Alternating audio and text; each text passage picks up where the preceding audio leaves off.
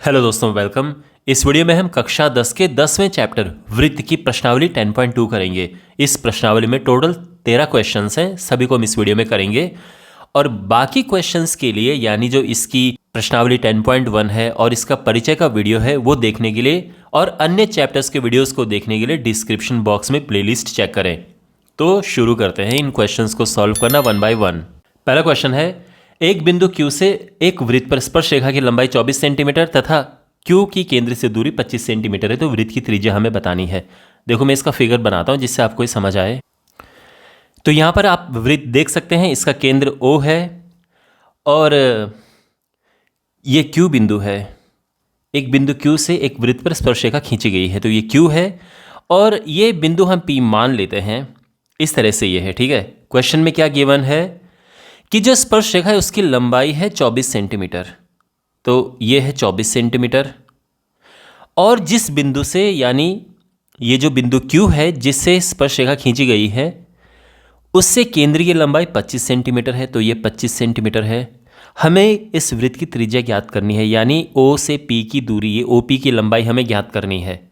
तो आप जानते हैं कि कभी भी जब हम किसी बिंदु से स्पर्श रेखा खींचते हैं तो त्रिज्या और स्पर्श रेखा में 90 डिग्री का एंगल होता है। तो OP और PQ जो है वो 90 डिग्री हैं, तो इसका मतलब ये 90 डिग्री हो गया है।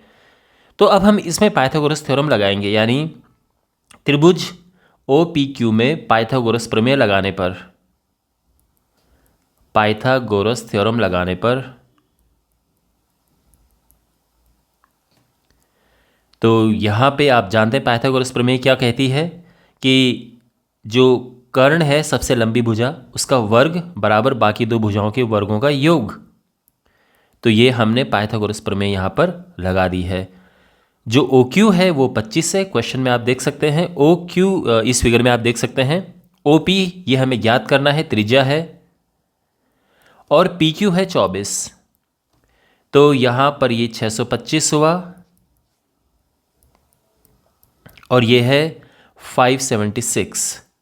तो OP का जो स्क्वायर करेंगे हम, तो 625 माइनस 576 माइनस करके ये आया 49। तो OP का स्क्वायर 49 है, तो OP क्या हो जाएगा, सीधा लिख देते हैं, ये है इसका वर्गमूल, यानी 7 सेंटीमीटर। और हमारा ऑप्शन A करेक्ट है। ठीक है, बिल्कुल समझ आ गया। क्वेश्चन नंबर 2 है, यहाँ पर आकृति दी है। इस आकृति में यदि TP, ये TP आप देख सकते हैं, और TQ ये दोनों स्पर्श रेखाएं हैं और ये 110 अंश का कोण दिया है और हमें बताना है कि ये एंगल क्या है। तो देखो, यहाँ पर ये जो कोण है ये 90 डिग्री होता है और ये कोण 90 डिग्री होता है। इसका कारण ये है कि स्पर्श बिंदु पर त्रिज्या और स्पर्श रेखा के बीच 90 डिग्री का एंगल होता है। तो यहाँ पर जो OP है ये PT के लंब है और जो OQ है ये QT पर लंब है। तो इसका मतलब ये हुआ कि एंगल TPO बराबर एंगल TQO। आप देख सकते हैं किन किन कोणों की बात की जा रही है, अभी मैंने बताया दोनों 90 डिग्री हैं ये दोनों। तो अब हम इस चतुर्भुज में, यानी जो TPOQ है, इसमें हम देखते हैं तो चारों कोणों का योग क्या होता है, 360, क्योंकि चतुर्भुज है। तो यहाँ पर एक तो है कोण ये वाला POQ प्लस, अच्छा ये कोण और ये कोण और ये तीन और कोण है इसमें। तो एक तो ये सामने वाला लिख देते हैं जो हमें ज्ञात भी करना है, PTQ, और बाकी दो कोण तो दोनों 90-90 हो गए हैं। ठीक है, आप चाहो तो फिलहाल ऐसा लिख देते हैं, ये एंगल TPO है और दूसरा TQO है। इन चारों को मिला के 360 डिग्री है। यहाँ पे हमारे पास ये कोण दिया है 110 डिग्री, क्वेश्चन में ही है। ये 90 है, ये भी ये हमें ज्ञात करना है। ये 90 है और ये भी 90 है, तो ये हो गया। और एंगल PTQ प्लस, अब इन तीनों को प्लस कर देंगे तो 180, 290 डिग्री बराबर 360, और इस प्रकार से एंगल PTQ आ जाएगा 360 माइनस 290, और ये होता है 70 डिग्री, और हमारा ऑप्शन बी करेक्ट है। वैसे मैं आपको ये बताना चाहता हूँ कि ऐसी परिस्थिति में ये दोनों कोण संपूरक होते हैं, यानी उनको प्लस करके सीधे ही जो ये 180 डिग्री आता है, तो आप यहाँ से भी आप निकाल सकते थे 70 डिग्री। आप चाहो ऐसे कर लो या आप ऐसे भी कर सकते हो, इस तरह से, ठीक है। ये वैसे प्रॉपर तरीका है इसको करने का। क्वेश्चन नंबर 3 है, यदि एक बिंदु P से O केंद्र वाले किसी वृत्त पर स्पर्शरेखाएं परस्पर अंश पे झुकी हों तो हमें कोण ज्ञात करना है। चलो सबसे पहले इसका फिगर बनाते हैं। ये हमारे पास एक वृत्त है, ये इसका केंद्र O है, और एक बिंदु ये है, ये बिंदु P है।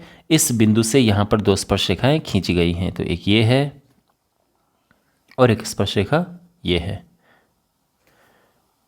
ये A है और ये बिंदु B है, ठीक है। क्वेश्चन में दिया है ये कोण कि जो ये स्पर्श रेखाएं हैं परस्पर 80 अंश पर झुकी हैं, तो ये तो हो गया 80 डिग्री। हमें ज्ञात करना है POA, तो P से O को अगर हम मिलाएं और ये, तो ये हमें ज्ञात करना है ये वाला कोण, ये क्या है, ठीक है। तो देखो, अगर आपके पास ये क्वेश्चन 3 नंबर या 4 नंबर में आता है, जिसकी बहुत कम संभावना है, अगर ये क्वेश्चन 3 या 4 नंबर में आते हैं तो आपको करना क्या है, आपको इसको भी ड्रॉ करना है और इन दोनों त्रिभुजों को, यानी कौन कौन से त्रिभुज, जो त्रिभुज POB है इसको सर्वांग सम प्रूव करना है त्रिभुज POA के। ये दोनों त्रिभुज सर्वांग सम है। वैसे बड़ा आसान है सर्वांग सम प्रूव करना RHS नियम से, क्योंकि ये दोनों 90 डिग्री, ये 90 डिग्री हैं, और ये दोनों के लिए कॉमन है, जो ये यहाँ पर ये भुजा है और ये और ये आपस में बराबर हैं क्योंकि दोनों त्रिज्याएं हैं। तो इस प्रकार से सर्वांग सम प्रूव हो गए। सर्वांग सम प्रूव होने के बाद आप ये कह सकते हैं कि ये कोण और ये कोण आपस में बराबर हैं, तो हम ये कह सकते हैं कि angle APO is equal to angle BPO, दोनों बराबर हैं, यानी दोनों 80 का हाफ कर देंगे, दोनों 40 डिग्री हो गए क्योंकि पूरा 80 अंश है, तो ये हमारा 40 अंश आ चुका है। लेकिन ये बराबर कैसे हुए? ये बराबर तभी हुए जब ये दोनों सर्वांग सम हैं। तो यही मैं कह रहा हूं कि अगर आपके पास ये क्वेश्चन 2 या 3 नंबर में आए तो पहले तो आप इसको सर्वांग सम प्रूव करो, और उसके बाद फिर ये दोनों आप CPCT से बराबर लिख सकते हैं, और इस वजह से ये 40 हो गया है। और अगर 1 नंबर में या 2 नंबर में आया तो आप सीधे कह सकते हो कि ये 40 अंश है, और फिर इन तीनों को प्लस करेंगे तो हम लिखेंगे कि त्रिभुज PAO में, इस त्रिभुज में अगर आप देखें तो एंगल देखो ये 40, यानी एंगल OPA प्लस ये जो हमें ज्ञात करना है एंगल POA, और ये 90 degree angle OAP is equal to 180, क्योंकि त्रिभुज के तीनों कोणों का योग 180 अंश होता है। ये हमारे पास 40 है जो अभी अभी हमने निकाला, ठीक है ना।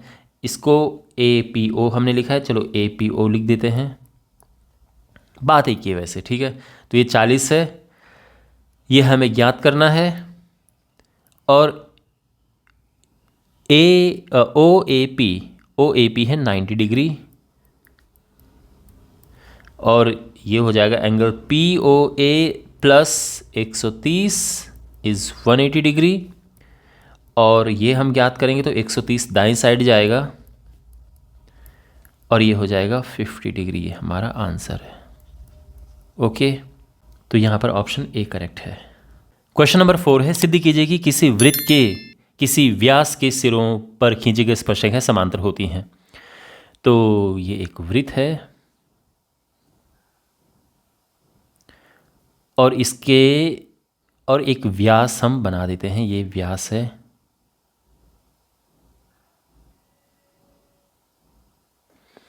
और व्यास के सिरों पर दो स्पर्शरेखाएं खींच देते। तो एक तो स्पर्शरेखा ये है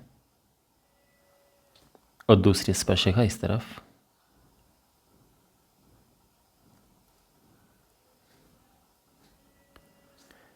ये केंद्र है O, क्योंकि केंद्र से होते हुए ही व्यास जाता है। हमें ज्ञात करना है कि इसको हम नाम देते हैं AB और ये है CD। तो और इसके अलावा ये है P और ये है Q। तो दिया क्या है कि PQ एक व्यास है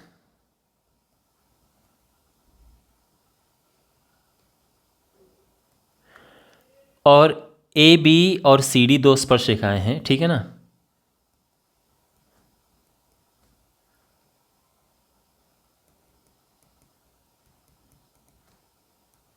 सिद्ध क्या करना है,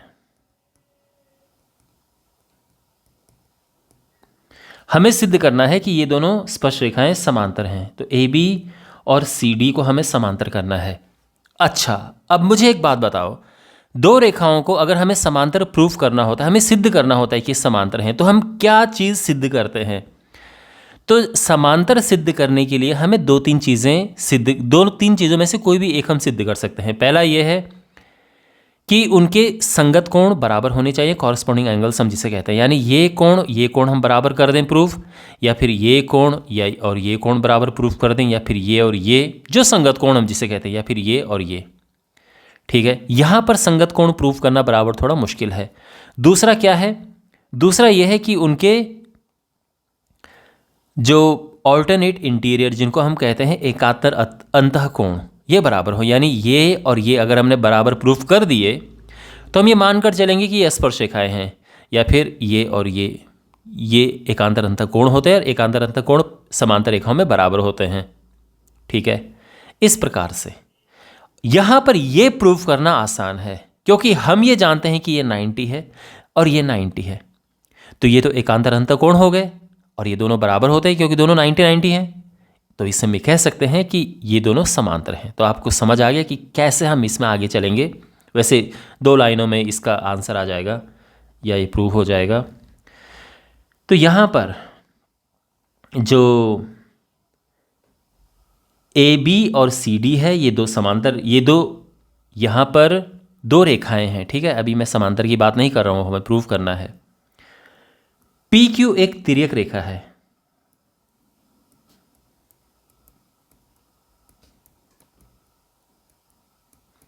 PQ को तिर्यक रेखा मतलब जो काटते हुए इस तरह से रेखा जाती है उसको हम ट्रांसवर्सल लाइन या तिर्यक रेखा कहते हैं। अच्छा, यहाँ पर जो एंगल ये है इसको मैं कहता हूँ एंगल QPB, या फिर इसको हम कह सकते हैं एंगल OPB। ये कितना है, ये 90 डिग्री है। क्यों ये 90 डिग्री है? बिकॉज जो OP है ये लंब होता है स्पर्श रेखा पे। इसी प्रकार से अगर मैं एंगल इसकी बात करूं PQC, ये बराबर है एंगल OQC के, और ये भी 90 डिग्री है। वैसे अगर आपको ये नहीं लिखना है तो भी काम चल जाएगा। ठीक है, तो ये है, और ये क्यों बराबर है? क्योंकि OQ जो है ये परपेंडिकुलर है, लंब है किसके? CD के। क्यों? क्योंकि जो स्पर्श रेखा होती है ये त्रिज्या पर लंब होती है स्पर्श बिंदु पे, ये पॉइंट ऑफ कांटेक्ट है। तो रेडियस पर ये जो टेंजेंट है ये परपेंडिकुलर बनाती है। ठीक है, यानी स्पर्श बिंदु पर ये जो स्पर्श रेखा है वो त्रिज्या के साथ में 90 अंश का कोण बनाती है। आप चाहो तो ये लिख भी सकते हो यहाँ पर। ठीक है, कि स्पर्श बिंदु पर स्पर्श रेखा त्रिज्या के साथ 90 अंश का कोण बनाती है, लंब होती है। और ये हमारी ये पहली प्रमेय भी है, 10.1 प्रमेय। खैर, तो यहाँ पर ये दोनों कोण बराबर हो गए। एंगल QPB बराबर एंगल PQC, क्योंकि दोनों 90-90 हैं। तो हम ये कह सकते हैं कि इसीलिए जो ए बी है ये समांतर है सी डी के। कारण क्या है? क्योंकि एकांतर अंतःकोण बराबर हैं।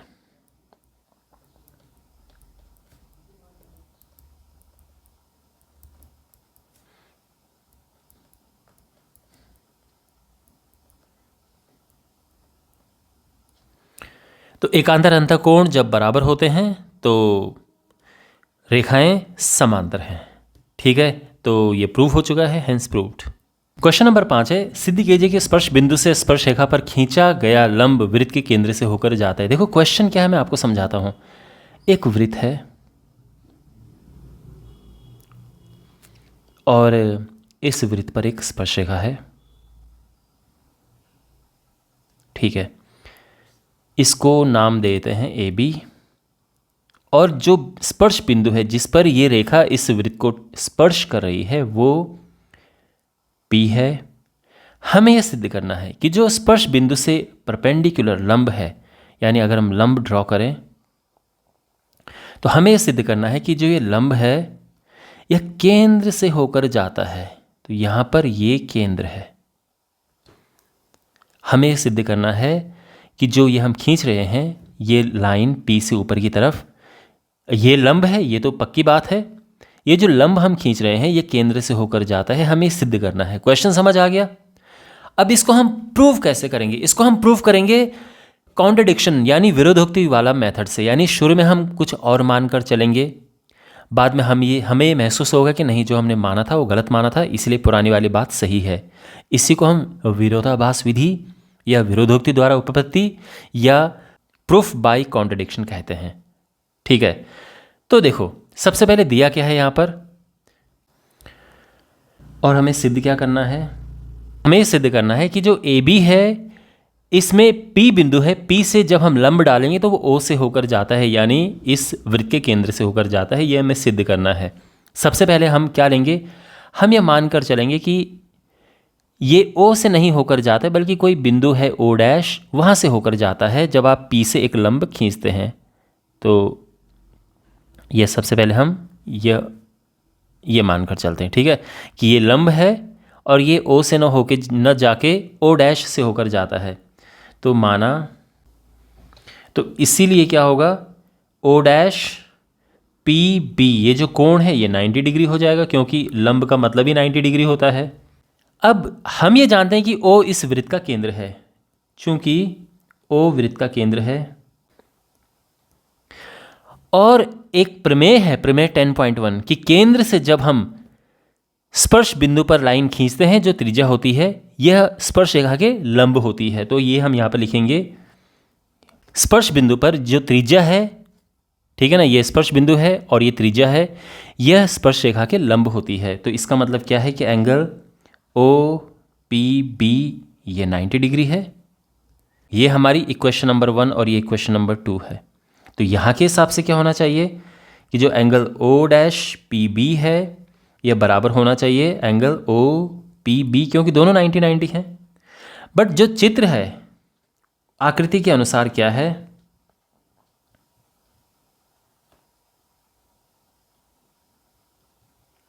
तो आकृति से हम ये देखते हैं कि एक्चुअल में जो ये है ये कोण छोटा है एंगल ओ पी बी से। बिल्कुल, आप देखो चित्र में जो ये वाला है ये कोण तो छोटा है इससे, है ना। तो यहां पर हम इसको इक्वेशन नंबर 3 नाम देते हैं और ये इक्वेशन नंबर 4 नाम देते हैं। अब आप समीकरण 3 और समीकरण 4 को देखो, ये दोनों अलग अलग बातें कह रहे हैं।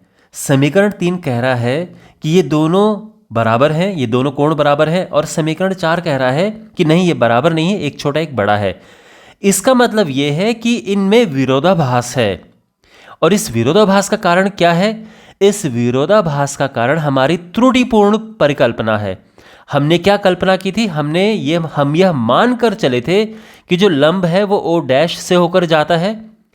तो अब इनमें विरोधाभास है, तो हम ये कह सकते हैं कि हमारी जो ये कल्पना थी कि ओ डैश से होकर जाता है, ये कल्पना हमारी गलत थी। तो सही बात क्या है कि ये ओ डैश से होकर नहीं बल्कि ओ से होकर जाता है। और ये प्रूफ हो चुका है। और इस बात को हम एक और तरह से भी कह सकते हैं, अगर हम समीकरण 4 पर फोकस करें तो उसके हिसाब से ये 3 संभव नहीं है। यह तभी संभव है जब ये एक दूसरे के ऊपर आए। ओके, तो हम ये कहेंगे कि तभी बराबर एंगल ओ पी बी तभी संभव है जब O dash P O P के संपाती हो। संपाती का मतलब होता है उसके ऊपर आना, यानी जब ये दोनों एक दूसरे के ऊपर आएंगे। तो इसका मतलब क्या है, इसीलिए जो ओ है, ओ डैश है, वो ओ ही बिंदु है। ठीक है, यानी ये दोनों संपाती हैं। तो हम ये कह सकते हैं कि जो ए बी है, इससे स्पर्श बिंदु से जो लंब जाता है वो केंद्र से होकर जाता है, और ये हमने इसको सिद्ध कर दिया है। क्वेश्चन नंबर 6, एक बिंदु ए से जो एक वृत्त के केंद्र से 5 सेंटीमीटर की दूरी पर है, स्पर्श रेखा की लंबाई 4 है। देखो ये चित्र क्या है, पहले मैं बनाता हूँ। यहाँ पर एक हमारे पास वृत्त है, ये वृत्त का केंद्र है, और ये कोई बिंदु बाहर है ए। यहाँ से एक स्पर्श रेखा खींची गई है, और हमें ज्ञात करना है कि इसकी त्रिज्या क्या है। तो बेसिकली ये मान लो कि स्पर्श बिंदु बी है, और हमें ये ज्ञात करना है, ठीक है, कि ये क्या है। ये 90 डिग्री होता है, बिल्कुल क्वेश्चन नंबर 1 जैसा हमने किया उसके जैसा आ रहा है ये। और ये दूरी भी दी है, ओ से लेके ए तक की दूरी दी है। क्या क्या है देखो, तो बिंदु ए से जो स्पर्श रेखा है उसकी लंबाई तो 4 है, और केंद्र से इस बिंदु की दूरी 5 है, 5 सेंटीमीटर, ये 4 सेंटीमीटर है। हमें त्रिज्या ज्ञात करनी है, तो पाइथागोरस प्रमेय हम लगाएंगे। तो यहाँ पर देखो जो दिया है, या आप आराम से लिख सकते हैं कि ए बी है 4 सेंटीमीटर, ओ ए बराबर 5 सेंटीमीटर, और हमें ज्ञात करना है त्रिज्या क्या है। यानी इस केस में जो ओ बी यहाँ पर है वो हमें ज्ञात करना है। तो देखो हम जानते हैं कि जो ओ बी है यह लंब है बी ए के। क्यों? क्योंकि स्पर्श बिंदु जो बी है उस पर त्रिज्या स्पर्श रेखा के परपेंडिकुलर यानी लंब होती है। तो इस हिसाब से ये आप देख सकते हैं कि ये एक समकोण त्रिभुज बन गया है। तो इस त्रिभुज में यानी त्रिभुज ओ बी ए में पाइथागोरस प्रमेय लगाएंगे। पाइथागोरस थ्योरम लगाने पर तो क्या है पाइथागोरस प्रमेय? कर्ण का वर्ग यानी सबसे लंबी भुजा का वर्ग बराबर बाकी दो भुजाओं के वर्गों का योग। तो बड़ा आसान है पाइथागोरस प्रमेय, आई एम श्योर आपको पता होगा। ये 5 है, 5 का वर्ग बराबर ओ बी जो है ये तो हमें ज्ञात करना है। ए बी हमें पता है ये 4 है, ये हुआ 25 और ये है 16। ठीक है, तो यहाँ पर ओ बी स्क्वायर हो जाएगा 25 माइनस 16 यानी 9, और इस प्रकार से ओ बी आ जाएगा इसका वर्गमूल यानी 3 सेंटीमीटर, 3 सेंटीमीटर। ये हमारा आंसर है। क्वेश्चन नंबर 7 है, दो सकेंद्रीय वृत्तों की त्रिज्याएं 5 सेंटीमीटर और 3 सेंटीमीटर हैं। तो वृत्त इस तरह से हैं, एक ये है और एक ये है। तो ये वृत्त सकेंद्रीय हैं क्योंकि इनका केंद्र एक ही है।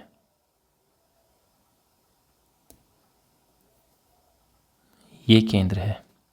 अब एक स्पर्श रेखा इस प्रकार से है, यानी एक इस प्रकार से रेखा है कि छोटे वाले वृत्त के लिए तो स्पर्श रेखा बन रही है और बड़े वाले वृत्त के लिए ये एक जीवा बन रही है। यह स्पर्श बिंदु है, छोटे वाले वृत्त के लिए केंद्र O है। तो हम इनको अगर मिलाएं, ये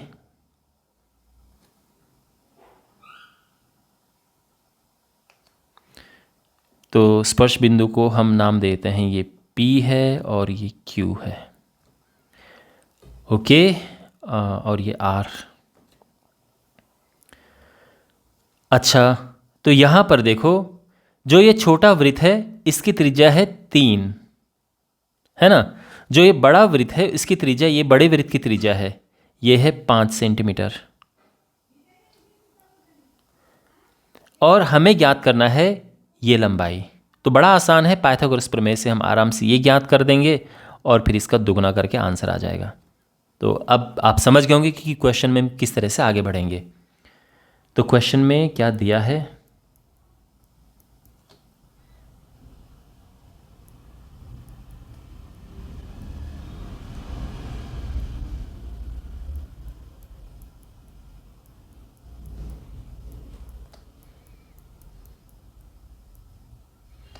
छोटे वृत्त की त्रिज्या 3 सेंटीमीटर,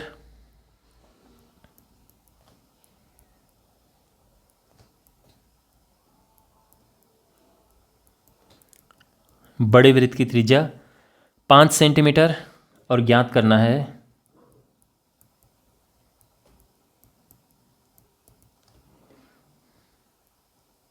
QR, यानी जीवा की लंबाई हमें ज्ञात करनी है। तो यहाँ पर हम ये जानते हैं कि चूंकि OP लंब है इस पर, जो QR है इस पर लंब है, यानी ये 90 डिग्री है। क्यों है? क्योंकि स्पर्श बिंदु पर त्रिज्या स्पर्शरेखा के लंब होती है, हमारी 10.1 जो प्रमेय है उसके अनुसार।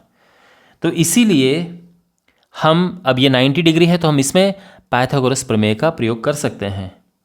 तो ट्राइंगल OPQ एक समकोण त्रिभुज है। अब देखो ये समकोण त्रिभुज है तो हम इसमें पाइथागोरस प्रमेय लगा सकते हैं। तो त्रिभुज OPQ में पाइथागोरस थ्योरम लगाने पर तो इसमें हम पाइथागोरस प्रमेय लगाएंगे तो क्या होगा, आप जानते हैं पाइथागोरस प्रमेय कर्ण का वर्ग बराबर लंब का वर्ग, यानी बाकी दो भुजाओं के वर्गों का योग। आई एम श्योर आपको पता होगा कि पाइथागोरस प्रमेय क्या है। नहीं पता है तो फिर तो बड़ी परेशानी वाली बात है, ये पता होना चाहिए आपको। ये है 5 का वर्ग, OP है 3 का वर्ग और PQ तो हमें ज्ञात करना है। तो ये हो जाएगा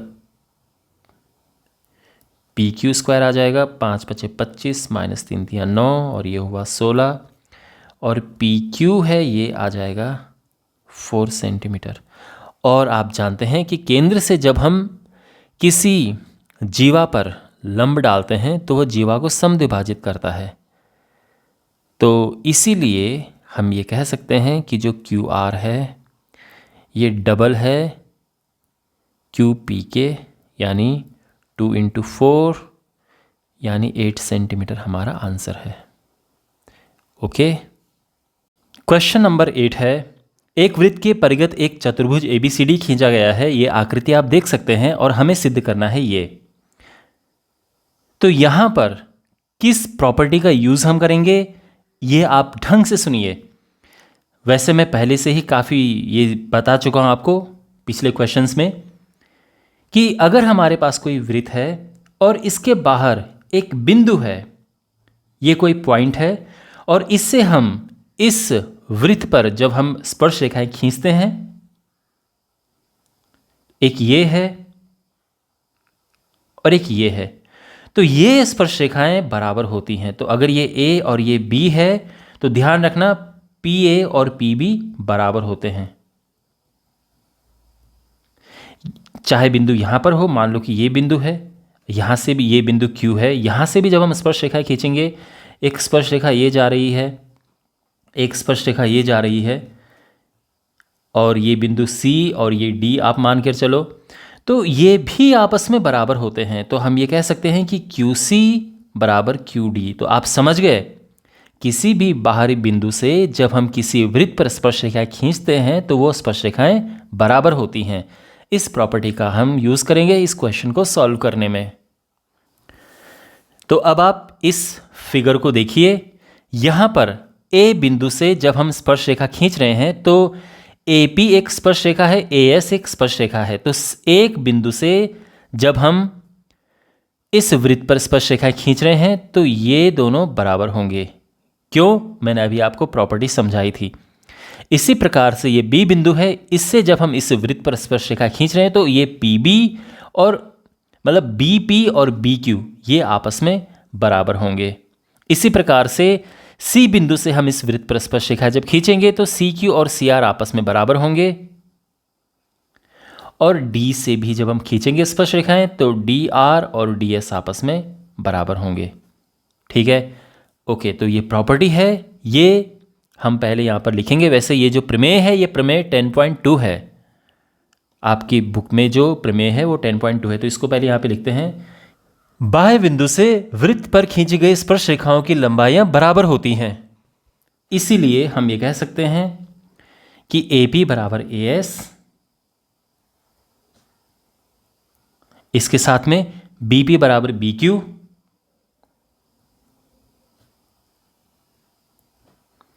फिर है यहां पर CR बराबर CQ,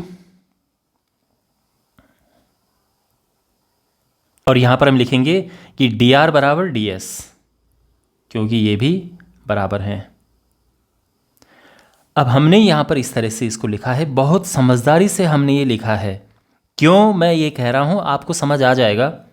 पहले इनको प्लस करेंगे हम, तो जोड़ने पर हमें क्या मिलेगा, तो बाएं लेफ्ट साइड में क्या क्या है, AP है, BP, CR, DR, और राइट हैंड साइड में क्या है, AS, BQ, CQ और DS। ठीक है, अब इनके ग्रुप बनाते हैं। तो AP का BP के साथ में ग्रुप तो ठीक है, CR का DR के साथ में ग्रुप ठीक है, यहां पर जो AS है उसको हम लेंगे DS के साथ में, और BQ जो है उसको लेते हैं CQ के साथ में। तो हमें क्या मिलेगा, ध्यान से देखो, AP और BP को जब हम प्लस करेंगे तो हमें क्या मिलेगा, देखो AP और BP इसको प्लस करके मिला AB, CR और DR को प्लस करके तो CR और DR को प्लस करके CD, AS और DS को प्लस करेंगे हम तो AS और DS को प्लस करके मिला AD, आप देख सकते हैं। और यहाँ पर BQ और CQ है तो BQ और CQ को प्लस करके मिला BC, और यही तो हमें प्रूव करना है, हेंस प्रूव्ड। तो यहां पर मैं क्या कह रहा था, देखो अगर आप यहां पर AP बराबर AS लिखें ठीक है, लेकिन यहां पर BP बराबर BQ की जगह पे BQ बराबर BP लिख दें तो बात तो वही है, यानी BB बराबर BQ है तो BQ बराबर BP होगा। लेकिन जब आप इन्हें प्लस करेंगे तो प्रॉब्लम हो जाएगी, क्योंकि AP के साथ आपको BP का कॉम्बिनेशन चाहिए और वो तो दूसरी साइड चला गया। तो इसीलिए लिखते हुए बहुत समझदारी लिख कर आपको बरतनी है कि जो AB है, AB के कंपोनेंट क्या क्या हैं, एक AP है और एक BP है, तो ध्यान रहे कि वो दोनों बाईं साइड में हों, मतलब एक ही साइड में हों। इसी प्रकार से जो CD है उसका कंपोनेंट क्या है, एक ये और एक ये, यानी एक CR और एक DR, तो ये CR और DR दोनों बाईं साइड में होनी चाहिए। और अब देखो AD के कंपोनेंट क्या हैं, AD के कंपोनेंट हैं AS है और DS है, तो AS और DS दोनों राइट हैंड साइड में हैं, और BC के कंपोनेंट हैं BQ और CQ, आप देख सकते हैं ये दोनों राइट हैंड साइड में। तो ये इसीलिए ये बहुत ही समझदारी से परफेक्टली यहाँ पर लिखा गया है। ओके, आई होप आपको मेरी बात समझ आ गई होगी और ये क्वेश्चन भी आपको अच्छे से समझ आ गया होगा। क्वेश्चन नंबर 9 हमारे पास है। ये क्वेश्चन जो है इसमें बहुत सारे रूल्स लगेंगे, काफ़ी लंबा क्वेश्चन है, तो इसको आराम से आप समझना। 1 बाय 1 करके मैं सारी चीज़ें आपको बताऊंगा एकदम आसान तरीके से। ओके, क्वेश्चन में हमारे पास ये आकृति दी है, इसमें XY और X' दो स्पर्श रेखाएं हैं। तो यहाँ पर, और ये दोनों समांतर हैं, तो ये और ये समांतर स्पर्श रेखाएं हैं। और एक और स्पर्श रेखा AB है जो कि C बिंदु से टच होकर जा रही है। हमें सिद्ध करना है कि ये जो एंगल है ये 90 डिग्री है, ये हमें प्रूव करना है। ठीक है, कैसे करेंगे, तो स्टेप बाय स्टेप लेकर चलते हैं। सबसे पहले हमें ये यहाँ पर लेकर आना है कि ये एक सीधी रेखा है, ये यानी ये 180 अंश है, हमें ये लेके आना है। क्वेश्चन में ये कहीं नहीं बोला गया है कि जो POQ है ये एक सीधी रेखा है। वैसे ये इस वृत्त का व्यास है, ये हमें पता है, बट क्वेश्चन में नहीं लिखा है। तो हमें ये पहले तो ये सिद्ध करना है कि ये एक व्यास है, ये एक सीधी रेखा है। तो कैसे करेंगे? देखो, यहाँ पर आप जानते हैं कि ये एंगल 90 डिग्री है और ये एंगल भी 90 डिग्री है। तो ये दोनों एंगल क्यों 90 डिग्री हैं? क्योंकि स्पर्श बिंदु पर जो स्पर्श रेखा जाती है वो वृत्त की जो त्रिज्या होती है उसके साथ में 90 डिग्री का एंगल बनाती है, वो लंब होती है। तो इसीलिए ये 90 और ये 90 है। तो जब ये 90 है तो हम ये कह सकते हैं कि PQ एक तिर्यक रेखा है। और तिर्यक रेखा है का मतलब ये है कि एक रेखा है, और सीधी रेखा क्या होती है? एकदम ये 180 अंश हो जाएगा। तो हम ये लिखेंगे कि चूंकि XY एक स्पर्श रेखा है,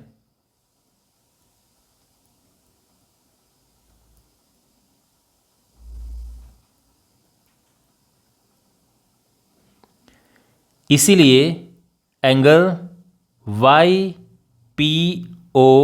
या फिर YPQ आप कुछ भी लिख सकते हैं, ये 90 डिग्री है। इसी प्रकार से X डैश Y डैश भी एक स्पर्श रेखा है। तो हम ये कह सकते हैं कि एंगल X डैश QO ये भी 90 डिग्री है।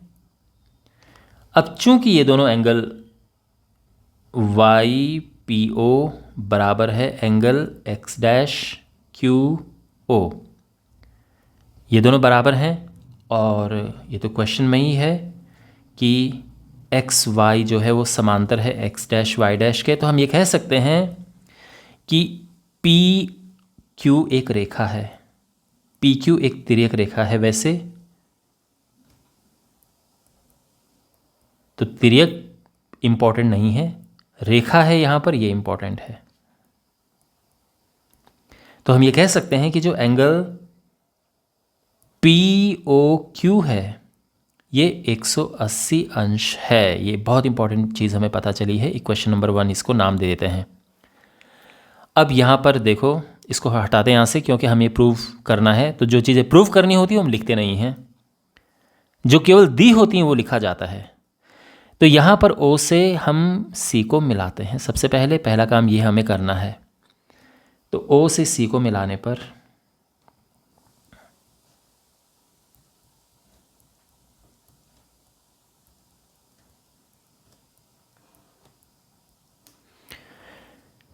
हमने मिलाया O से C को, और अब हमारे पास दो त्रिभुज यहाँ पर हो गए हैं। एक OQB है और एक OCB है। तो त्रिभुज OQB तथा त्रिभुज OCB में हम करने के जा रहे हैं, इन दोनों त्रिभुजों को हम सर्वांग सम प्रूव करेंगे, जिससे ये एंगल बराबर आ जाएंगे CPCT से। तो इन दोनों को हमें प्रूव करना है कि ये सर्वांग सम है। तो कैसे प्रूव करेंगे यहाँ पर? तो देखो, पहली बात तो ये कि ये 90 और ये 90 है, तो ये दोनों 90 हो गए हैं। यानी यहाँ पर मैं यहीं पे लिख देता हूँ, एंगल OQB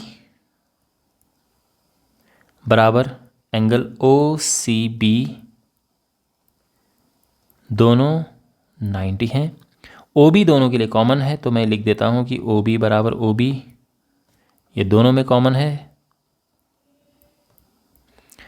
और इसके बाद ये दोनों बराबर हैं, ऑब्वियस सी बात है क्योंकि दोनों त्रिज्याएं हैं। तो OQ बराबर OC, ये दोनों त्रिज्याएं हैं। क्या बता सकते हो कि कौन सा गुण यहाँ पर लगा है जिससे मैं ये कह रहा हूँ कि ये दोनों सर्वांग सम है? तो हम ये कहेंगे कि ट्राइंगल OQB सर्वांग सम है ट्राइंगल OCB के, और ये RHS नियम से हुआ है, RHS नियम से। ठीक है, क्योंकि ये R मतलब राइट एंगल, H मतलब हाइपोटेन्यूस, और ये S मतलब साइड। राइट एंगल, हाइपोटेन्यूस और साइड, RHS नियम से ये सर्वांग सम है। और इसीलिए हम ये कह सकते हैं कि एंगल ये दोनों बराबर हैं। तो एंगल QOB बराबर है एंगल COB के, CPCT से, है ना। जब सर्वांग सम एक बार प्रूव हो जाते हैं तो इनके संगत भाग बराबर होते हैं, इसलिए मैं कह रहा हूं कि ये दोनों बराबर हैं। ये हम सिद्ध कर चुके हैं, ठीक। अब सेम हम दूसरे में करेंगे। तो या तो आप पूरी प्रक्रिया लिखो कि हम लेंगे, एक COA है, दूसरा POA है। तो त्रिभुज COA तथा त्रिभुज POA में, तो सीधे हम ये लिख देंगे कि त्रिभुज COA सर्वांग सम है त्रिभुज POA की। या तो ऐसा लिखो, ठीक है, RHS प्रॉपर्टी यहाँ पर लगी है, और या पूरा का पूरा आप दोबारा से इनको सर्वांग सम प्रूव करो। लेकिन जब एक जैसा प्रोसेस लगता है तो हम सीधे लिख देते हैं इसी प्रकार से। तो हम ये कह सकते हैं इसी प्रकार से ये दोनों सर्वांग सम हैं। और या फिर आप क्या करेंगे कि ये दोनों 90-90 हैं और ये कॉमन हो गया और ये साइड दोनों बराबर हैं, तो RHS प्रॉपर्टी से ये सर्वांग सम हो गए हैं। अब सर्वांग सम है तो फिर ये और ये कोण आपस में बराबर हो गए। तो हम ये लिखेंगे कि एंगल COA बराबर angle POA। So therefore angle COA बराबर एंगल POA, ऑब्वियसली CPCT से, ठीक है। तो बात समझ आ गई, यानी हमें ये बराबर पता चल चुके हैं और ये बराबर पता चल चुके हैं। तो हम क्या करेंगे कि एंगल POQ बराबर है 180 अंश। अब एंगल POQ में कौन कौन से एंगल हैं, तो हम सारे लिखते हैं। एक ये है, एक ये है, एक ये है और एक ये है, चारों हैं, ठीक है। तो हमने लिखा, हम लिखेंगे QOP angle QOB plus angle COB plus angle COA plus angle POA, ये है 180 डिग्री, ठीक है। मतलब this plus this plus this plus this, चारों 180 हो गए। कोई प्रॉब्लम समझने में? लेकिन ये दोनों बराबर हैं तो मैं दोनों को लिख देता हूँ COB, मतलब इन दोनों को मैं COB लिख देता हूँ।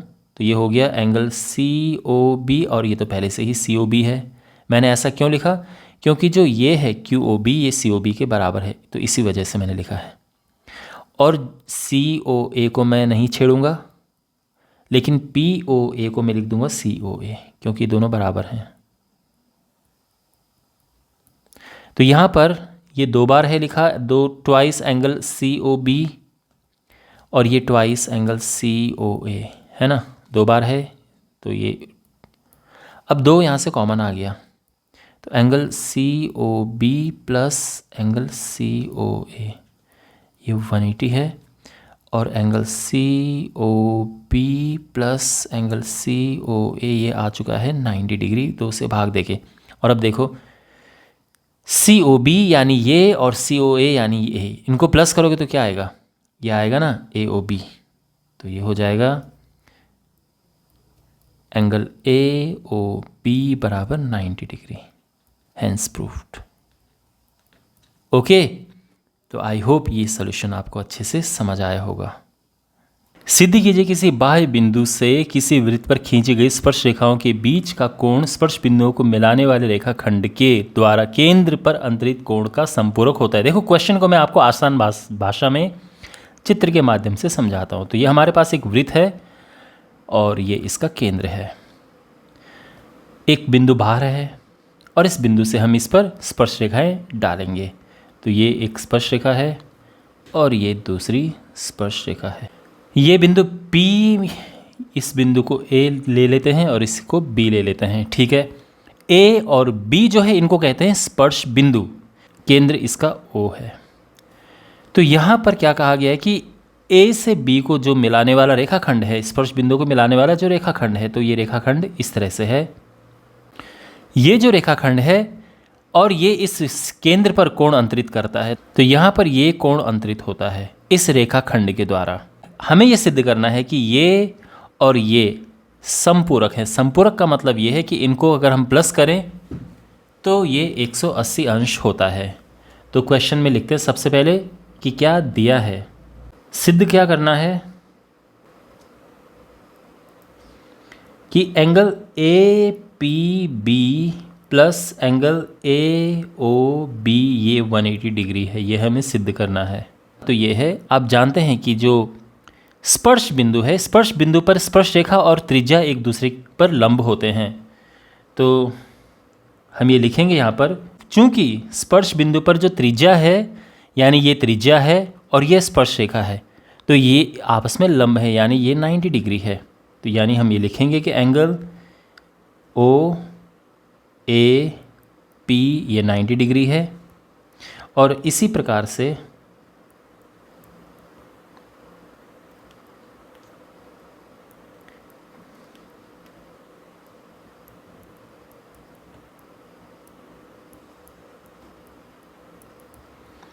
जो यहाँ पर ये एंगल है ये भी 90 डिग्री होगा, सेम कारण से।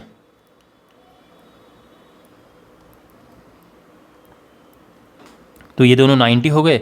और अब आप जानते हैं कि चतुर्भुज के चारों कोणों का योग 360 अंश होता है ओ ए पी बी में। तो इसमें angle A P B plus angle O A B plus angle O A P plus angle O B P बराबर 360 अंश है। मतलब मैंने लिखा कि ये एंगल प्लस ये एंगल प्लस ये वाला एंगल प्लस ये वाला एंगल, चारों को मिला के 360 अंश है।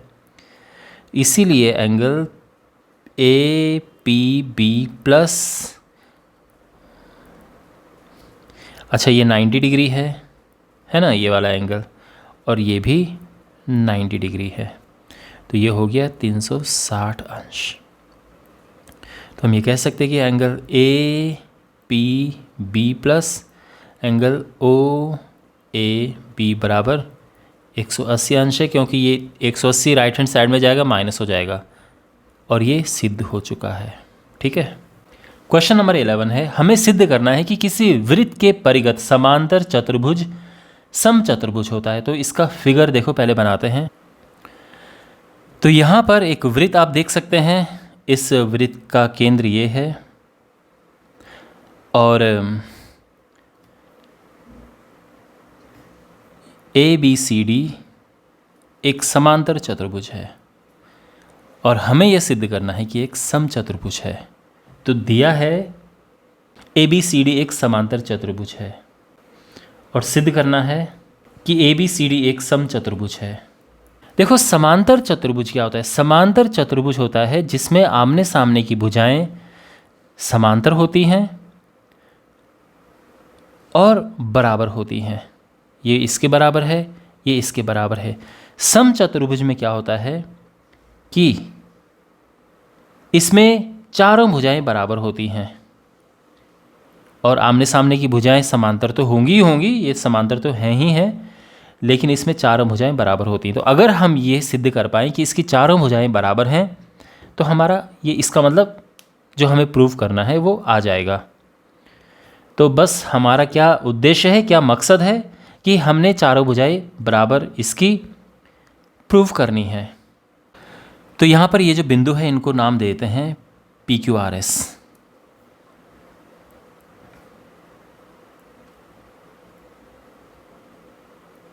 ठीक है। तो हमें सिद्ध करना है बेसिकली कि चारों भुजाएं बराबर हैं, यानी हम ये लिख सकते हैं that is A B is equal to B C is equal to C D is equal to A D. इस तरह से हमें चारों भुजाएं बराबर लेकर आनी हैं। तो हमने पी क्यू आर एस इनको ले लिया। अब देखो कैसे करेंगे। तो यहाँ पर अगेन हमारे पास एक पहले क्वेश्चन था, अगर आपको याद होगा कि क्वेश्चन नंबर 8 में, क्वेश्चन नंबर 8 अगर आप देखेंगे तो हमने उसमें क्या सिद्ध किया था। क्वेश्चन नंबर 8 अगर आपको ध्यान हो, उसमें हमने सिद्ध किया था कि A B plus C D is equal to A D plus B C. ये हमने सिद्ध किया था क्वेश्चन नंबर 8 में। और अगर हम इसको हमने बस दोबारा सिद्ध करना है जैसे हमने क्वेश्चन नंबर 8 में किया था। उसके बाद हम ये जानते हैं कि ए बी और सी डी बराबर हैं क्योंकि आमने सामने की भुजाएं बराबर होती हैं, तो इसलिए हम दोनों को ए बी लिख देंगे, तो ये 2AB हो जाएगा। और ये भी हम जानते हैं कि ये भी आमने सामने की भुजाएं बराबर होंगी क्योंकि AD और BC बराबर हैं, तो दोनों को मैं BC लिख रहा हूँ। और इस तरह से AB और BC बराबर हो जाएंगे। बस AB और BC एक बारी बराबर हो गए फिर तो हमारा काम बन गया। तो क्वेश्चन नंबर 8 में जैसा हमने प्रूव किया वैसे ही हम यहाँ पर ये प्रूव करेंगे पहले, और फिर हम ये लिखेंगे और हमारा आंसर आ जाएगा। तो ओके, तो हमने कैसे किया था क्वेश्चन नंबर 8 में प्रूफ, तो यहाँ पर मैं दोबारा से उसको कर रहा हूँ। तो कौन सी यहाँ पर प्रॉपर्टी हमने यूज़ की है, कौन सी प्रॉपर्टी हम यूज़ करेंगे और कौन सी हमने क्वेश्चन नंबर 8 में यूज़ की थी कि कोई वृत्त है, बाहर एक बिंदु है, इस बिंदु से जब हम इस वृत्त पर स्पर्श रेखाएं डालते हैं तो ये स्पर्श रेखाएं बराबर होती हैं, ये दोनों बराबर होते हैं। इसीलिए यहाँ पर ए बिंदु से जब हम स्पर्श रेखा डालेंगे तो ये बराबर होंगे, ये बराबर हैं। बिंदु सी से हम डालेंगे तो ये बराबर है, बिंदु डी से हम डालेंगे तो ये आपस में ये दोनों स्पर्श रेखाएं बराबर हैं, है ना। तो ये बात हम यहाँ पर लिखेंगे। तो AP is equal to AS और BP is equal to BQ, है ना। इसके अलावा CR is equal to CQ and DR is equal to DS। बिल्कुल मैंने यही लिखा है कि this is equal to this is equal to this, बिल्कुल यही चीज़ें, ठीक है। इनको हम प्लस करेंगे जोड़ने पर। अगर आप यहाँ पर ये कारण लिखना चाहो कि ऐसा क्यों लिखा है तो आप लिख सकते हैं कि चूंकि बाह्य बिंदु से किसी वृत्त पर स्पर्श रेखाएं खींची गई स्पर्श रेखाएं बराबर होती हैं। अब इसके बाद इनको प्लस करना है, तो AP plus BP plus CR plus DR और राइट हैंड साइड में AS plus BQ plus CQ plus DS, है ना। अब इनके हम जोड़े बनाएंगे, ग्रुप बनाएंगे। AP और BP को एक साथ रखेंगे, CR और DR को एक साथ, AS और अब देखो AS और DS को एक साथ रखेंगे। इसका कारण है कि हम ऐसा क्यों कर रहे हैं अभी आपको समझ आ जाएगा।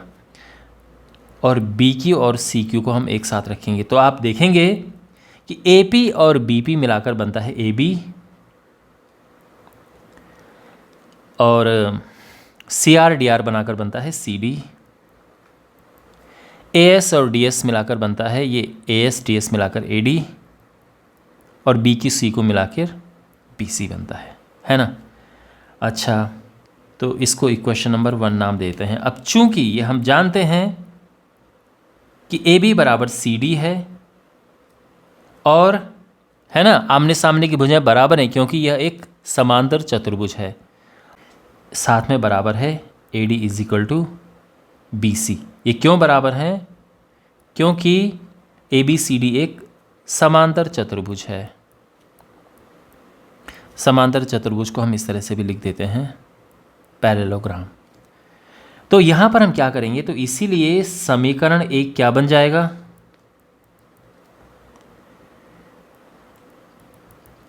तो जो CD है उसकी जगह पर भी हम AB लिख देंगे क्योंकि AB और CD बराबर हैं। AB को AB लिखा और CD को भी AB लिख देंगे।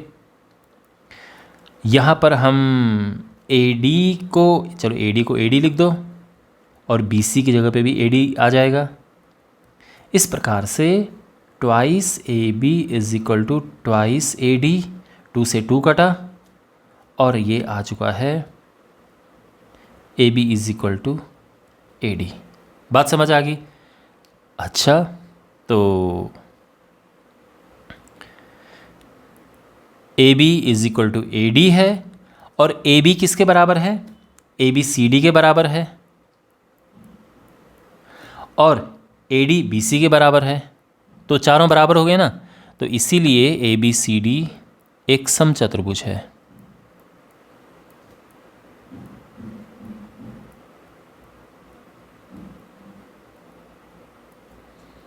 Hence proved. 4 सेंटीमीटर त्रिज्या वाले एक वृत्त के परिगत एक त्रिभुज ABC इस प्रकार से खींचा गया है। ये आप देख सकते हैं, यहां पर एक वृत्त है, इसकी त्रिज्या 4 सेंटीमीटर है और ये त्रिभुज खींचा गया है, आप देख सकते हैं। हमें ज्ञात करना है AB और AC, यानी AB आप देख सकते हैं यहां से यहां तक AB और ये AC है, इसकी लंबाई ज्ञात करनी है।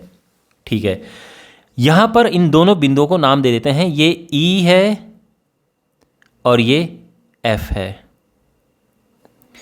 और मान लेते हैं कि ये X है। तो अगर ये X होगा तो ये भी X होगा। ऐसा मैं क्यों कह रहा हूं, उसका कारण ये है कि जब हमारे पास कोई वृत्त होता है, इसके बाहरी बिंदु से जब हम इस पर स्पर्श रेखाएं हम डालते हैं इस प्रकार से, तो इन स्पर्श रेखाओं की लंबाई बराबर होती है। तो ये बराबर हैं। किसी बाहरी बिंदु से जब किसी वृत्त पर स्पर्श रेखाएं खींची जाती हैं तो वो बराबर होती हैं। इसीलिए जब मैंने AE को यहाँ पर X माना तो AF भी यहाँ पर X होगा। ठीक है ना। अच्छा, और इसी तरह से ये भी बराबर होंगे, तो अगर ये 6 है तो ये भी 6 होगा, और यहाँ पर ये दोनों भी बराबर होंगे। तो अगर ये 8 है, यानी BD अगर 8 है तो ये B से लेके F तक ये भी 8 होगा। समझ आ गया। अब यहाँ पर हमें ज्ञात करना है AB और AC, यानी AB हमें ज्ञात करना है और AC ज्ञात करना है। तो अगर हमें X पता चल जाए, यानी यहाँ से यहाँ तक पता चल जाए, तो ये तो हमारे पास पहले से ही 6 है, X में 6 को प्लस कर देंगे AC आ जाएगा। इसी प्रकार से X में 8 को प्लस कर देंगे तो AB आ जाएगा। हमें बस X का मान ज्ञात करना है। ठीक है, सब कुछ समझ आ गया। तो अब यहाँ पर हम क्या करेंगे, ये देखिए, C से O को मिलाएंगे। C से हमने O को मिलाया, इसी प्रकार से O से B को मिलाया और फिर ये मिला दिया है। यानी ये जो पूरा त्रिभुज है इसको हमने 3 भागों में बांट दिया है। अगर आप नोटिस करें तो यहाँ से ये भी लंब होगा और ये भी 4 होगा, क्योंकि ये भी तो त्रिज्या है ना, और ये भी 4 होगा क्योंकि ये भी त्रिज्या है। अब यहाँ पर हम इन 3 त्रिभुजों का, यानी OCB, OBA और OAC, इन तीनों का हम अलग अलग क्षेत्रफल ज्ञात करेंगे, फिर उसको प्लस करेंगे। तो चलो स्टेप बाय स्टेप करते हैं, आपको सब कुछ आराम से समझ आ जाएगा। सबसे पहले त्रिभुज OCB का क्षेत्रफल,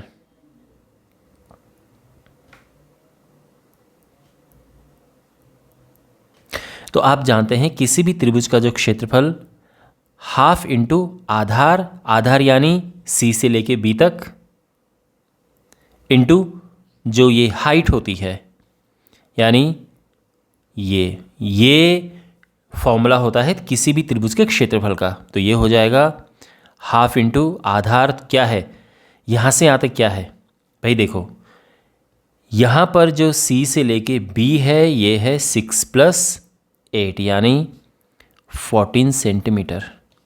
अगर मैं बात करूँ AC की या AB की, अगर मैं बात करूँ A से लेके B तक, तो ये होगा x + 8 और AC जो है ये है x + 6। आप देख रहे हैं ना।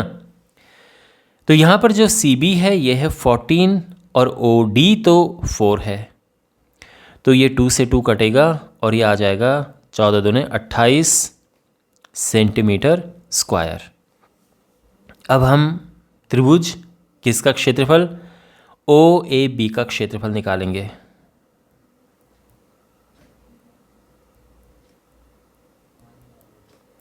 तो ये होगा हाफ इंटू बेस AB है, और जो परपेंडिकुलर यानी लंब वो ओ एफ है, तो ये है ए बी यानी x+8, ओ एफ यानी 4।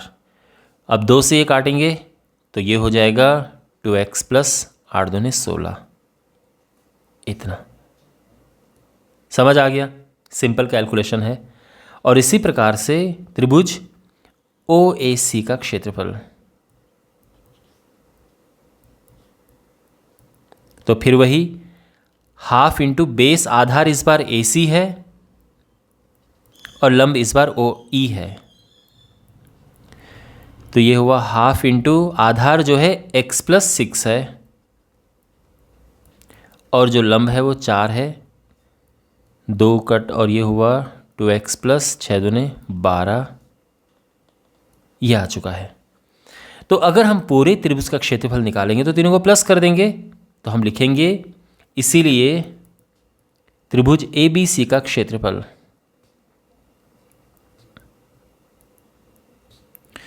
तो ये है, तीनों को प्लस कर देंगे, 28 प्लस 2x+16 2x+12, तो ये हो जाएगा 2x+2x 4x हुआ, और 16 12 28 और 28 हुआ 56 ये आ गया है, इतना सेंटीमीटर स्क्वायर।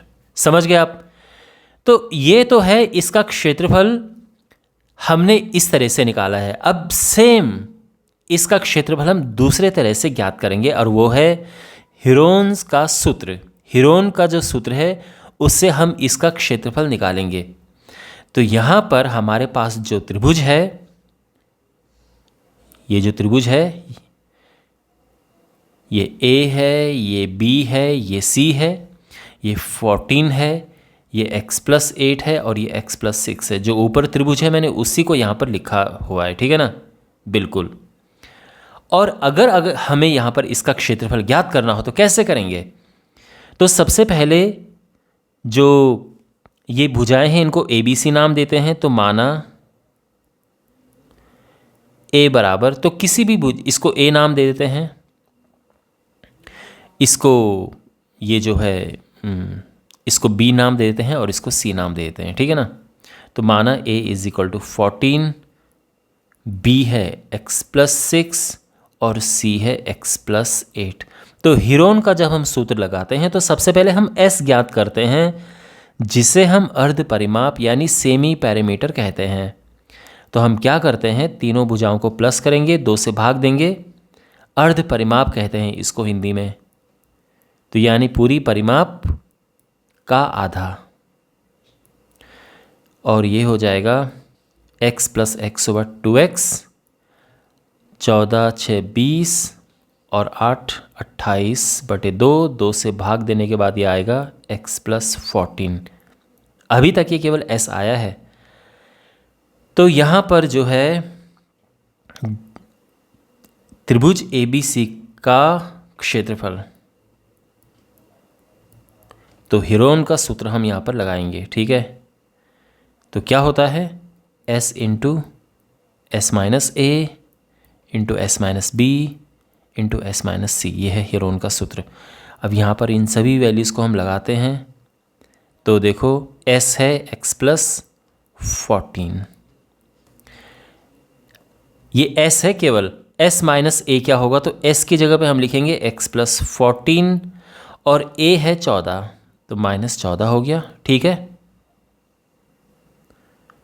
अच्छा, अब s-b लिखेंगे, s तो है ये और b क्या है, b x+6 है, तो जब हम माइनस लिखेंगे तो ये -x-6 हो जाएगा। और अब s-c लिखते हैं, s अपना ये है और c है x+8, तो -x -8 कर देंगे, ठीक है।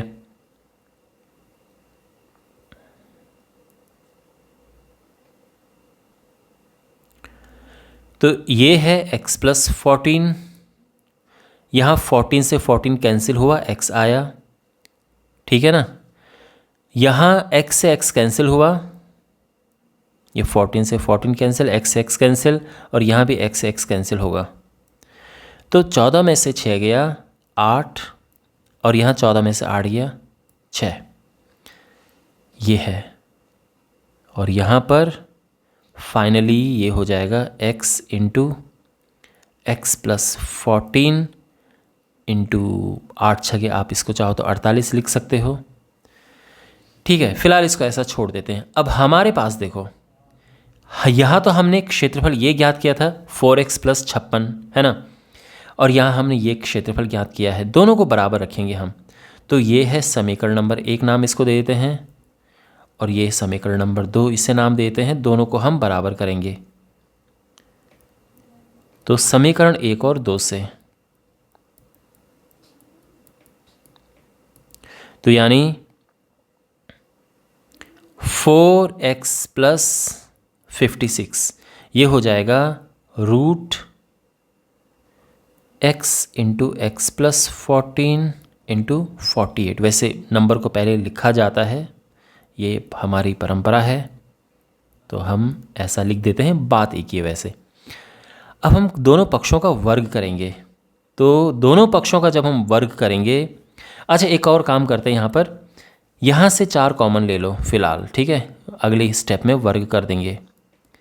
4 कॉमन लिया, इसको एज इट इज़ लिख दिया जैसा ये है, 48x एक्स प्लस 14। अब दोनों पक्षों का वर्ग हम करेंगे, तो ये हुआ 16 x प्लस 14 का स्क्वायर, और यहाँ जब वर्ग करेंगे तो ये वर्गमूल का चिन्ह हटके ये ऐसा आ जाएगा। ठीक है, अब यहाँ पर जो कट रहा है उसको काट देते हैं, तो 16 तिया 48, और x प्लस 14 से एक x प्लस 14 कट गया, तो ये आ गया है। ठीक है, तो यहाँ पर हमारे पास है x plus 14 is equal to 3x, ये है सिचुएशन। तो ये हो जाएगा, जब 2x उस तरफ जाएगा तो 14x is equal to 2x, और 2 से भाग देंगे तो x बराबर आ जाएगा 7 सेंटीमीटर। तो इसीलिए जो AB है, AB क्या था हमारे पास, AB जो है x प्लस 8, तो ये हो जाएगा 7 प्लस 8 मीन्स 15 सेंटीमीटर, और जो AC है ये है x plus 6, 7 plus 6 means 13 centimetre. ये हमारे आंसर हैं। ओके, वेल ये इसका सॉल्यूशन था, और पूरे जितना इजी हो सके उतने इजी तरीके से मैंने आपको समझाने का प्रयास किया। आई होप आपको ये समझ आया होगा। क्वेश्चन नंबर 13 है, सिद्ध कीजिए कि वृत्त के परिगत बनी चतुर्भुज के आमने सामने की भुजाएं केंद्र पर संपूरक कोण अंतरित करती हैं। तो एक वृत्त है और इसके चारों ओर एक चतुर्भुज है। तो यहाँ पर एक वृत्त है जिसका केंद्र O है और इसके चारों ओर एक चतुर्भुज है ABCD। ये चतुर्भुज कोई समचतुर्भुज या समांतर चतुर्भुज नहीं है, कैसा भी चतुर्भुज ये हो सकता है।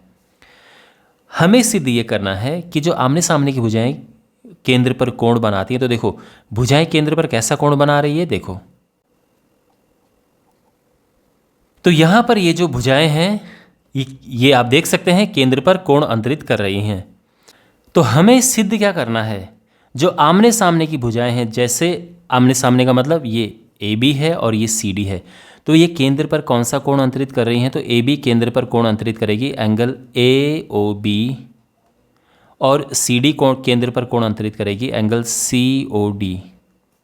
ये संपूरक हैं, संपूरक का मतलब इनको प्लस करके 180 आता है। और दूसरा ये आमने सामने की भुजाएं हैं, तो यानी एंगल BOC, यानी ये जो केंद्र पर कोण अंतरित करेंगी, अगर हम उन्हें प्लस करें तो ये 180 आएगा। हमें यह चीज़ सिद्ध करनी है। ठीक है, तो आई होप आपको आइडिया लग गया होगा कि क्वेश्चन क्या है। जो हमने यहाँ पर ये लिखा है इसको हम इधर लिखेंगे कि ये हमें सिद्ध करना है। अब आप फोकस करो, अब एक्चुअल में ये क्वेश्चन सॉल्व होना शुरू हो रहा है। तो जहाँ पर ये स्पर्श रेखा है वहाँ पर हम क्या करेंगे, लाइन को ये लाइन ड्रॉ करेंगे, तो इस तरह से ये यहाँ पर आएगा और ऐसे ही ये ऐसे यहाँ पर जाएगा, है ना। यहाँ से ये हमने इस पे लंब डाला, यानी जो त्रिज्या है और स्पर्श रेखा है एक दूसरे पर लंब होते हैं, ये है। बट जो इम्पोर्टेंट बात ये है वो उस बात को समझो आप। तो अगर हमारे पास एक वृत्त है और बाहरी किसी बिंदु से हम इस पर स्पर्श रेखा डालते हैं, एक ये है और एक ये है, तो अगर हम इसके केंद्र को ज्वाइन करें तो केंद्र के साथ हम ये लाइन खींच रहे हैं, ठीक है ना, और ये ऐसा है। तो बहुत इंपॉर्टेंट बात आप समझिए, ये कोण और ये कोण आपस में बराबर होते हैं। इस बात को आप अच्छे से तरीके से समझो, ये कोण और ये कोण बराबर होते हैं। यही प्रॉपर्टी हम यहाँ पर यूज़ करेंगे।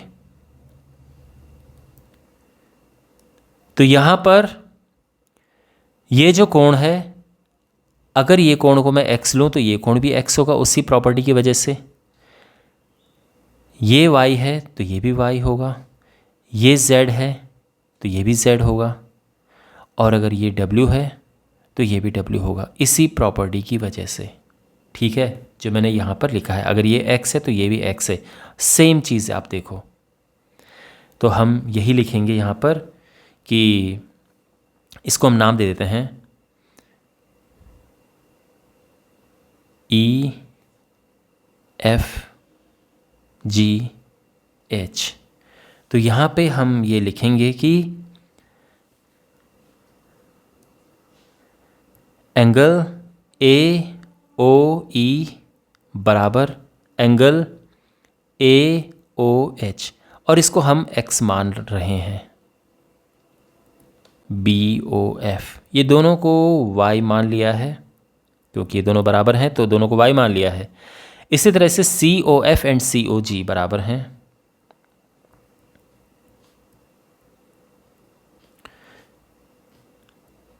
z मान लिया है इन्हें, और इसी तरह से D O G and D O H.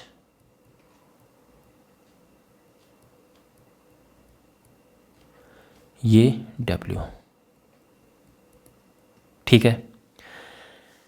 और अब यहाँ पर देखो, अगर हम इन सभी को प्लस करेंगे, सभी को प्लस करेंगे तो क्या मिलेगा, सभी को प्लस करो तो यहाँ पर आप देख सकते हैं x plus x plus y plus y plus z plus डब्ल्यू, ये हो जाएगा 360, है ना, क्योंकि पूरा सर्कल है। तो clearly 2x plus 2y plus 2z plus 2w, ये हो जाएगा 360, और 2 कॉमन लेंगे हम, x plus y plus z plus w, ये है 360, है ना। और अब 2 से इधर भाग देंगे तो आ जाएगा x plus y plus z plus w is equal to 180। इतना क्लियर है। अब यहाँ पर देखो, अगर हम ग्रुप बनाएं x plus y and z plus w का, तो देखो x प्लस वाई, ये एंगल देखो आप, ये x है और ये y है, तो x प्लस वाई ये हो गया ना, तो इसको हम लिख रहे हैं, मैं इसको लिख रहा हूँ angle A O B plus, और यहाँ पर आप देखो ये है z, ये है w, तो ये z प्लस w ये पूरा एंगल होता है, यानी ये हुआ एंगल सी ओ डी, ये हो गया 180। और आप देख सकते हैं ये हमें यहाँ पे प्रूव करना है, तो मैं लिख देता हूँ यहाँ पे हेंस प्रूव्ड। समझ गए आप। उसके अलावा अब यहाँ पर ठीक से देखो, अगर हम इनके पेयर को चेंज करें और इस बार x के साथ हम लें w को और y के साथ लें z को, तो क्या होगा देखो, x प्लस w मैंने इसको एक साथ ले लिया एंड y प्लस z इनको मैंने एक साथ ले लिया, ये है 180। तो जो x प्लस, अब ध्यान से देखो x प्लस w, इनको हटा देते हैं, देखो ये x है और ये w है, तो इनको प्लस करते हैं आप, तो क्या मिलेगा, एंगल ए ओ डी, और जो y प्लस z है तो ये y है और ये z है, तो इनको प्लस करके मिलेगा एंगल बी ओ सी, और ये 180 है। और अब आप देख सकते हैं हमें यहाँ पर यही प्रूव करना है, ये बी ओ सी और ए ओ डी इनको प्लस करके 180 आ रहा है, हेंस प्रूव्ड। ओके, तो इस तरह से प्रूव होगा। आई होप आपको ये समझ आ गया होगा, इसमें इतना मुश्किल कुछ था नहीं वैसे, ये बेसिक प्रॉपर्टी थी जो आपको ध्यान में रखनी है। और इसी के साथ ये प्रश्नावली समाप्त होती है। मैं उम्मीद करता हूँ कि आपको ये क्वेश्चंस अच्छे से समझ आए होंगे। इस चैप्टर के और अन्य चैप्टर्स के बाकी वीडियोस के लिए आप डिस्क्रिप्शन बॉक्स में प्लेलिस्ट चेक करें। चैनल को ज़रूर सब्सक्राइब करें, दोस्तों के साथ में, अपने क्लासमेट्स के साथ में इन वीडियोस को शेयर करें, मेरा चैनल के बारे में अपने दोस्तों को बताएं। तो मिलते हैं अगले वीडियो में। Take care.